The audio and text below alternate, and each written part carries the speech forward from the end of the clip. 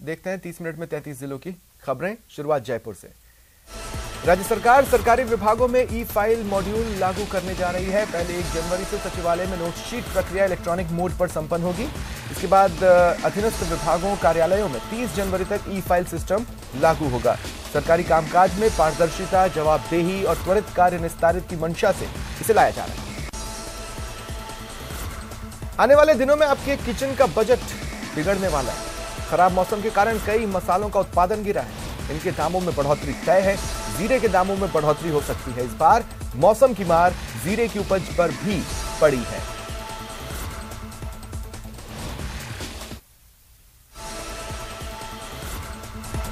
जो जीरा किलो बिक रहा था वो 330 रुपये किलो का भाव अभी हो गया है और अभी 10-20 रुपये की तेज़ी और आ सकती है। जीरा पहले 260 रुपये था, अब 315 रुपये हो गया है। काफ़ी तेज़ी आ गई है। आगे भी तेज़ी रहने की संभावना है। धनिया पहले 200 रुपये था, 140 रुपये आ गया है। ये डाउन हुआ है। मिर्ची तेज़ है, हल्दी वही भाव है पिछले वाले भाव। जयपुर में न्यू ईयर के जश्न पर जयपुर पुलिस ने शांति और कानून व्यवस्था बनाए रखने के लिए माकूल व्यवस्था की है। पुलिस ने मीम्स और वीडियो के जरिए अपील की कि न्यू ईयर सेलिब्रेशन के दौरान शराब पीकर वाहन न चलाएं। इसके लिए राजस्थान पुलिस मुख्यालय की क्राइम ब्रांच ने अनूठे ढंग से वीडियो बनाकर सोशल मीडिया के जरिए शहरवासियों से अपील की। एडिशनल एसपी से लेकर के कांस्टेबल रैंक तक के अधिकारी कर्मचारी जाब्ता उपलब्ध कराया गया है, जिनको वो प्रमुख स्थानों पर जो मोस्टली पर्यटक स्थल हैं और जो समारोह स्थल रहेंगे उन पे डिप्लॉयमेंट रहेगा। कुछ सार्वजनिक जो रोडें हैं बेसिकली उन पे भी ट्रैफिक को भी अलग से होमगार्ड उपलब्ध कराए गए हैं ताकि प्रॉपर सुगम तरीके से यातायात चलाया जा सके शहर का। ये व्यवस्था करने के लिए चारों डीसीपीज को निर्देशित किया गया है।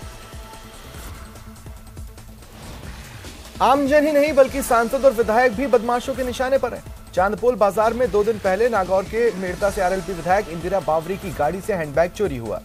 चंद घंटों के भीतर जालपुरा स्थित एमएलए क्वार्टर्स में चोरों ने आरएलपी सांसद हनुमान बेनीवाल के घर में चोरी की वारदात की। फिलहाल पुलिस चोरों की तलाश में जुटी है। इससे ऐसा प्रतीत होता है कि कोई नशे करने वाले लोगों का ये काम हो सकता है, लेकिन अभी अनुसंधान जारी है। अभी हम इस पे एफएसएल टीम को भी हमने रात को बुला लिया था, डॉग स्क्वाड की भी मदद ली थी और अभी हम कोशिश कर रहे हैं कि इसको जल्द से जल्द इस वारदात को खोलें। जल जीवन मिशन में राजस्थान को अब तक 75% लक्ष्य हासिल कर लेना चाहिए था, लेकिन प्रदेश 30% को भी नहीं छू पाया। 4 साल के लिए प्रदेश को जो लक्ष्य दिए गए थे उसमें से 3 साल बीत गए, जबकि साल 2024 तक प्रदेश को 70% से भी ज्यादा काम करना है। ग्रामीण विकास एवं पंचायती राज मंत्री रमेश मीणा के आवास के बाहर जेईएन अभ्यर्थियों ने प्रदर्शन किया। कहा, विभाग में प्रस्तावित 5652 जेटीए पदों पर नई ठेका आधारित भर्ती को रोकने की मांग है। इसके स्थान पर बजट घोषणा 2019-20 के अनुसार रिक्त 2605 जेईएन पदों पर प्रतियोगी परीक्षा के जरिए नियमित भर्ती करानी चाहिए। साथियों, आज हमें इस समय सारे इंजीनियरिंग बेरोजगार छात्र पंचायती राज मंत्री रमेश मीणा जी के बंगले पे खड़े हैं और हमारा यहाँ आने का कारण, हमारा जो पर्पज है वो इतना सा है कि पंचायत राज विभाग में पिछले 13 सालों से जूनियर इंजीनियर की भर्ती नहीं हो रही है और सरकार कहती है कि नरेगा के माध्यम से, पंचायत राज विभाग के माध्यम से हम गांवों का विकास कर रहे हैं।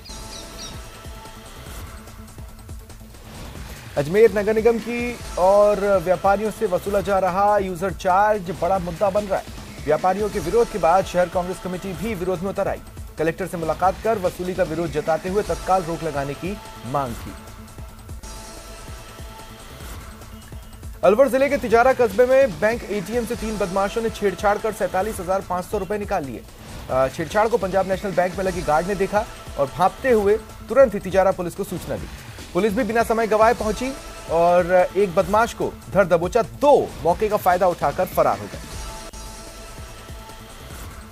अलवर जिले के सरिस्का बाग परियोजना में नए साल के जश्न के लिए पर्यटक काफी दूर दराज से पहुंच रहे हैं। इन दिनों पर्यटकों की काफी तादाद दिख रही है। वहीं सरिस्का क्षेत्र से सटे आसपास के होटल बुक हो चुके हैं। उदयपुर में आरपीएससी पेपर लीक मामले में गिरफ्तार 6 महिला अभ्यर्थियों को जिला कलेक्ट्रेट लाया गया। आरोपी महिला अभ्यर्थियों के फिंगरप्रिंट लिए गए। आरोपियों को पुलिस एमओबी विभाग में लेकर पहुंची।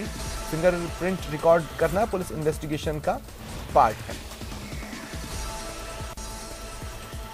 उदयपुर के पर्यटन स्थलों पर पर्यटकों की भीड़ है। नए साल के स्वागत के लिए देश भर से पर्यटक पहुंचे हैं। शहर के सभी पर्यटन स्थलों पर पर्यटकों की रेलम बेल लगी है। खूबसूरत नगरी को देख पर्यटक भी खासे उत्साहित हैं। इधर ट्रैफिक पुलिस ने शहर में पहली बार हर चौराहे पर फ्री लेफ्ट टर्न व्यवस्था शुरू करने का निर्णय लिया। मुख्य रूप से देहली गेट चौराहे पर लगने वाले जाम से निजात मिलेगी।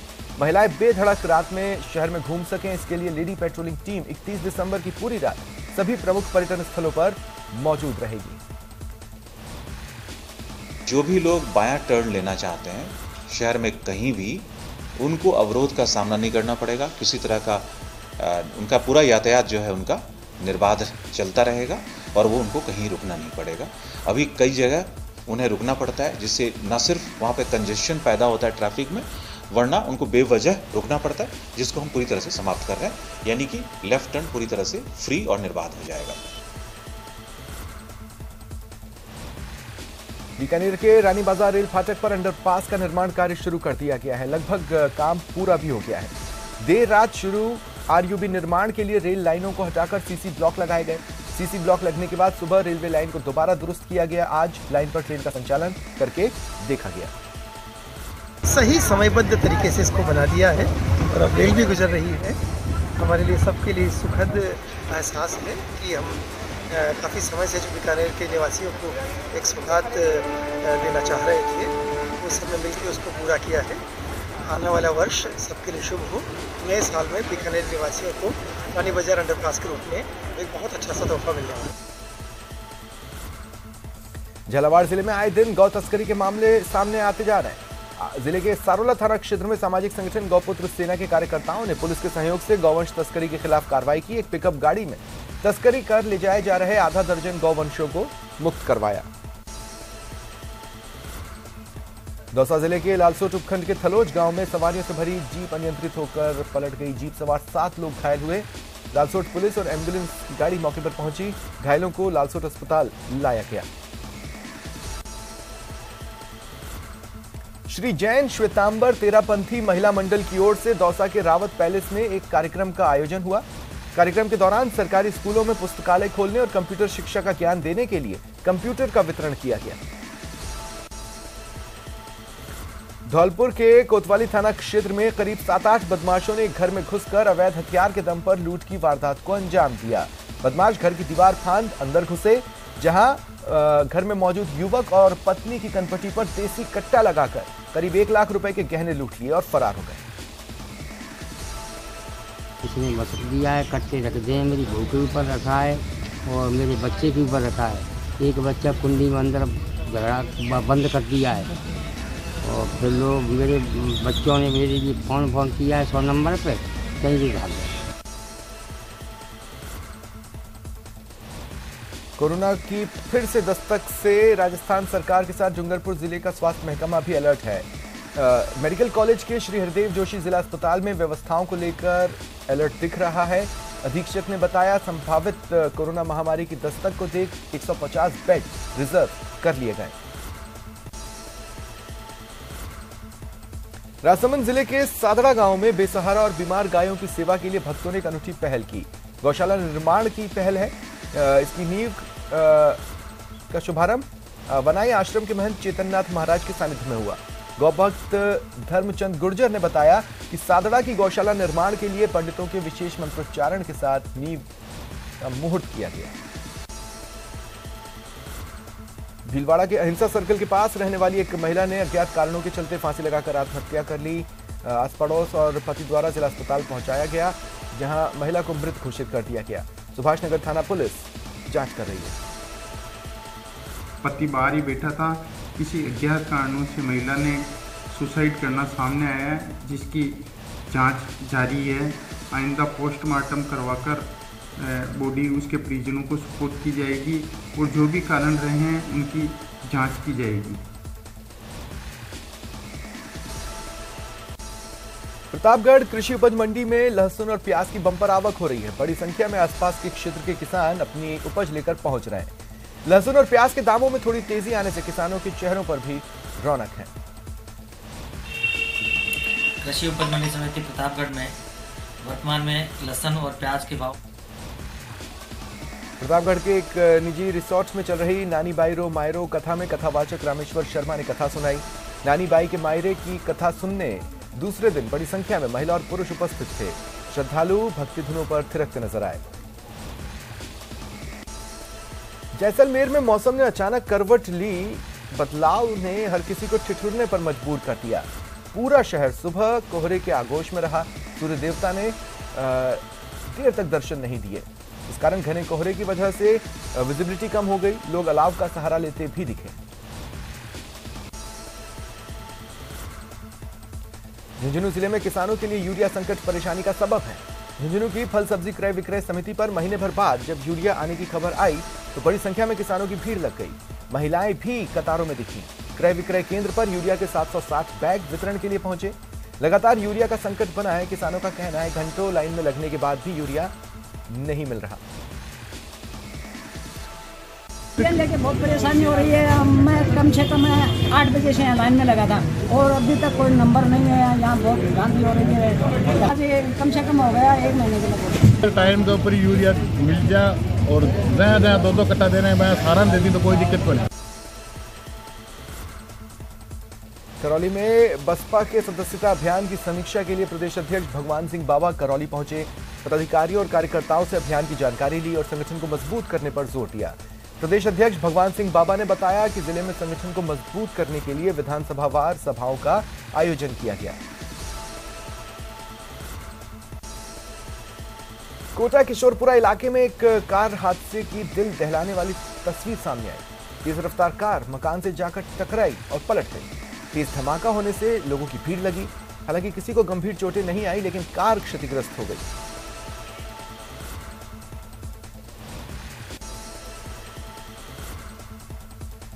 सवाई माधोपुर जिले के गंगापुर सिटी में गौकशी का मामला लगातार तूल पकड़ रहा है। विगत कई दिनों से जिला प्रशासन के विरुद्ध गौ सेवक धरने पर हैं, लेकिन धरने पर बैठे रहने के बावजूद जिला पुलिस और प्रशासन द्वारा मांगों पर सुनवाई नहीं हो रही। सांसद सुखबीर सिंह जौनापुरिया भी धरने में शामिल हुए।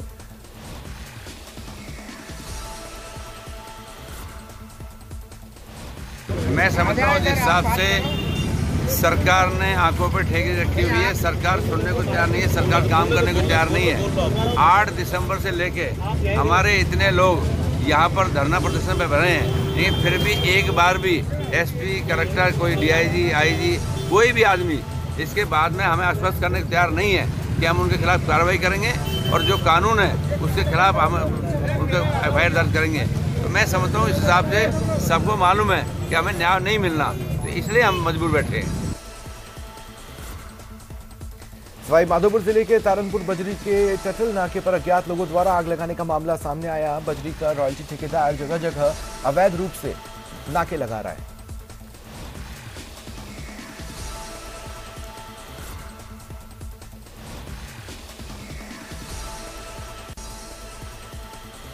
टोंक जिले में जनप्रतिनिधियों से अभद्रता मामले में सीएमएचओ डॉक्टर देवराज मीणा के खिलाफ बहुमत के आधार पर निंदा प्रस्ताव पास हुआ। इस पर जिला परिषद सदस्यों में एक राय नहीं बनने पर हंगामा भी हुआ। सीएमएचओ के बैठक में नहीं पहुंचने पर नाराजगी जताई गई। जिला प्रमुख और बीजेपी जिला परिषद सदस्यों ने बहुमत के आधार पर कांग्रेस जनप्रतिनिधियों को नजरअंदाज कर प्रस्ताव पारित किया। तो हमने दोनों का पक्ष सुनना चाहिए। जज भी दोनों के पक्ष सुन के ही निर्णय करते हैं, चाहे हाई कोर्ट का जज हो, डिस्ट्रिक्ट जज हो, दोनों पक्ष सुन के न्याय किया जाता है। तो उसका पक्ष जरूर सुनना चाहिए। अगर उन्होंने गलती किया तो सजा रोक देंगे, नहीं किए तो उनका पक्ष तो सुनना ही चाहिए ना। अब निंदा प्रस्ताव ले लिया गया, इसको लेकर के आपका क्या? हम सहमत नहीं है उसमें। टोंक के मालपुरा में कांस्टेबल समेत रिश्तेदारों पर कार सवार लोगों ने लाठी डंडों से हमला किया। अविका नगर टोल प्लाजा पर कार सवार लोगों ने मारपीट की। घटना सीसीटीवी में कैद हुई। मालपुरा थाने में मामला दर्ज कराया गया है।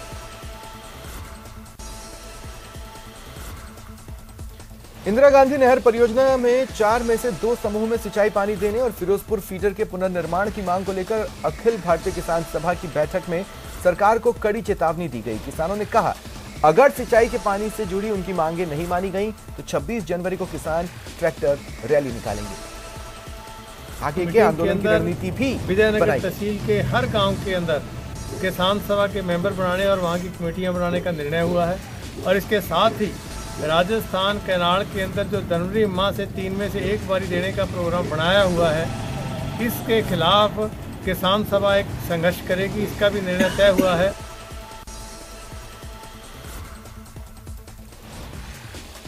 श्रीगंगानगर में रेलवे स्टेशनों के आधुनिकीकरण के लिए चुने गए श्रीगंगानगर और सूरतगढ़ रेलवे स्टेशन का 4 जनवरी को रेलवे अधिकारियों द्वारा निरीक्षण होगा।